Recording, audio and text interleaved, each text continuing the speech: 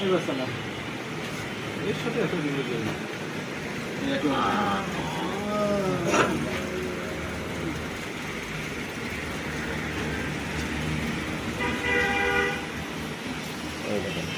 পুরো ঢালাই করা। এই মোট আমাদের এই যে দেখ বাড়িতে আমি আছে। এই যে হ্যাঁ এই যে এরকম ঢালাই হবে, ঢালাই করে দিয়ে ওই নোটটা নিচে একটা ঢালাই দেবে, দিয়ে ঢালাই করে বসাই দিয়ে সাইড করে ঢালাই দিয়ে আটকাই দেবে।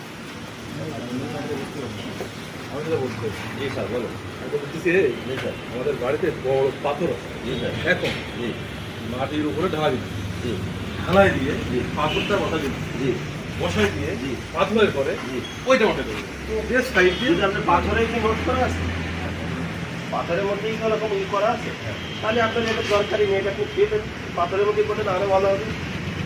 সেটা বলতে হয় যেহেতু ওইটাই তো আপনি অলরেডি দেখি কাজ চলতেছে, চলতেছে। তাহলে ওইটাই আরো কি বলে যে সেই কিন্তু এই জায়গাটা ওইখানে ফিটিং করে রাখবেন, ও সেটা করা দেখা যায়, সেই জায়গার মধ্যে হবে না। ও আচ্ছা এটা কোন মনে করতে হবে বুঝছেন? আচ্ছা এখন ওই নোট ভেঙে ফেলাই দিয়ে পাথরটা উঠাই নিয়ে করতে যাচ্ছে। আচ্ছা।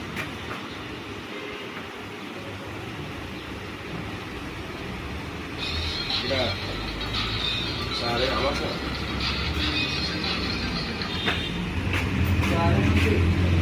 জি আসসালামু আলাইকুম রহমতুল্লাহ।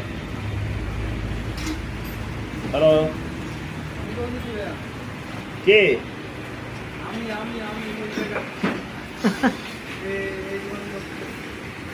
ওই দোকানের লোক ফোনে সাইনবোর্ডে রয়েছে, কি করতে হবে? এই পাইপ নিয়ে যাচ্ছে হবে রিং কয় পিস?